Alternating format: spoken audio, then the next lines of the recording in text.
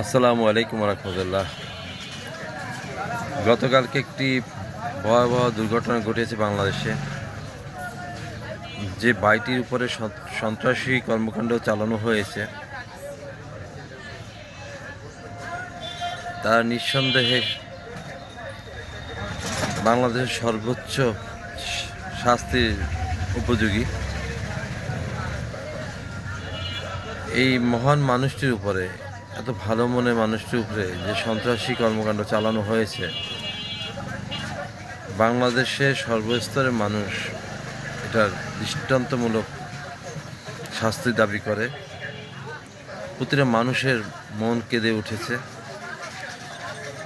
আল্লাহ রব্বুল আলামিন ভাইকে খুব দ্রুত সুস্থ করে দিন,